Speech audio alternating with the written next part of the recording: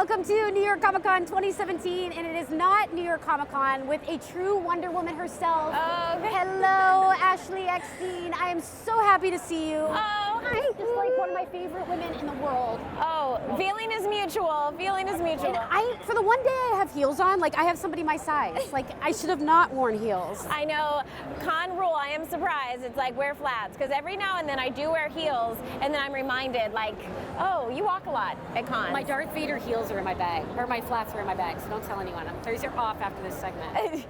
Well, the fact that they're Darth Vader flats. Exactly. Yeah. You know all too well. And speaking of Star Wars, I got some of your jewelry on. We're going to talk about the Her Universe line.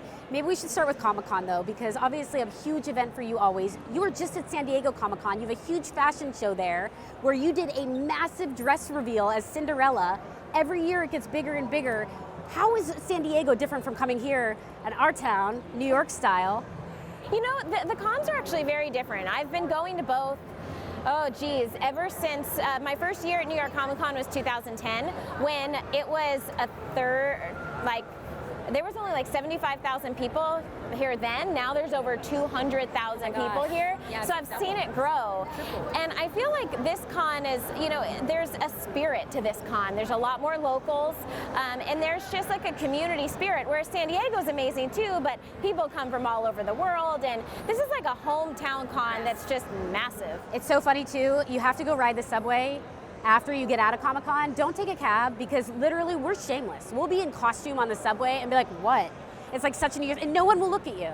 So I have a funny story about that. In 2012, I got like makeup, special effects makeup as a zombie, and then I had to go out to an event that night as the zombie because it was like special effects. So I walked the streets of New York like total Walking Dead style. And did anybody look at you or bat an eye? Oh, everyone did. Everyone did, but I like just played it up. Like I pretended that I was a zombie in New York City. Well, and they wouldn't care here if you were a zombie. Life goes on. All right, let's talk about Ahsoka Tano and the Her Universe line. Let's start in the voiceover world, because I think a lot of people, they know you for Her Universe, but they also, oh my gosh, you are the voiceover on Star Wars Clone Wars. Yeah, Ahsoka Tano, she's just, I feel like I've won the lottery when I was cast as Ahsoka. I've been a Star Wars fan ever since I was a little girl, and Star Wars The Clone Wars came out in 2008, and then Ahsoka transitioned into Star Wars Rebels, and now they just launched a new series called Star Wars Forces of Destiny, which is a series of shorts. And if you're looking to introduce Star Wars to a younger generation, you know, they're 2 to 3 minute shorts for Star Wars that are like slices of daily life. So you learn like how Ahsoka started lightsaber training. You learn how Ahsoka taught Padme how to fly a fighter. And it's like these little slices of life on how they kind of became who they are and the characters that we know and love. So I highly recommend it, especially if you know a young fan. It's really good to introduce them to the universe. We talk about Ahsoka's training. You're training to go into the voiceover booth. What does that entail? Like, how do you prep for that? Is there voice work that you do, or do you train with a coach? I think a lot of people are fascinated by bringing these characters to life, and it's such a powerful one.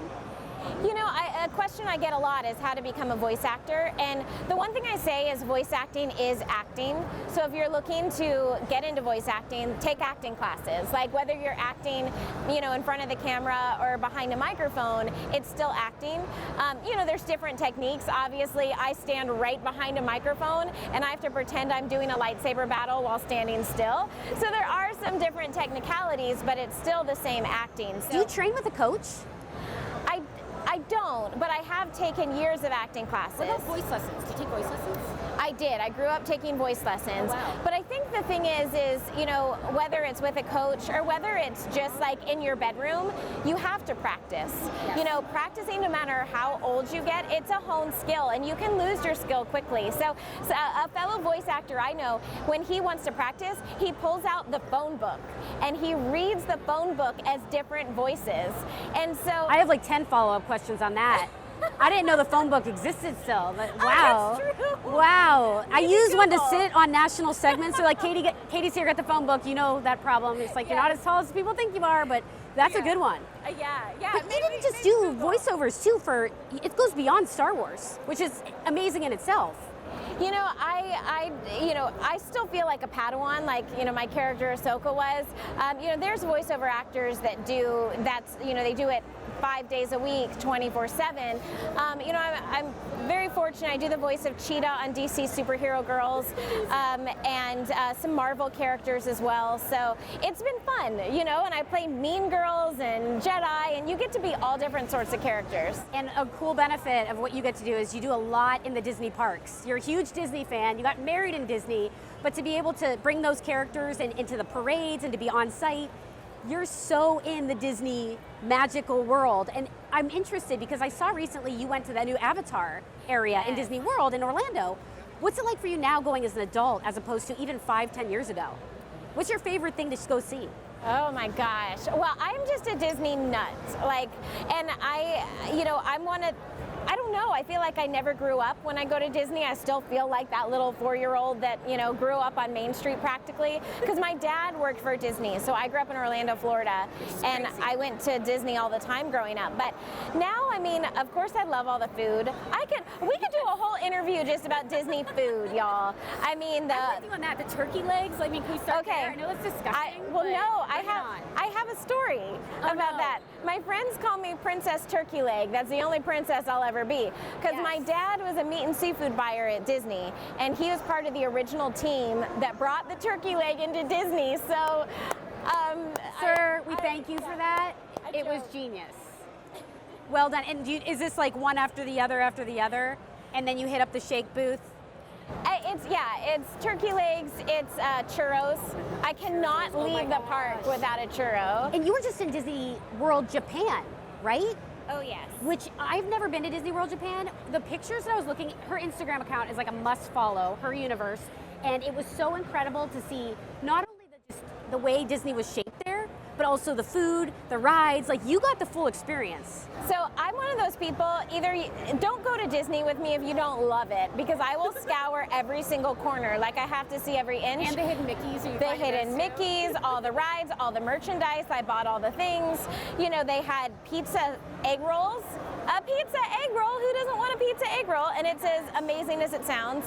And then they had teriyaki bacon rice rolls, all these amazing Your room things. was crazy too in Japan. It was on the floor. Okay. I'm not weird here, people. She posted about it, all right? Just a little in the know. Yeah, no, and so I got to stay in a traditional Japanese bathhouse. So they put your beds on the floor. But if you go to the Tokyo Disneyland Hotel, their rooms are themed. So literally, it's like you walk into Wonderland.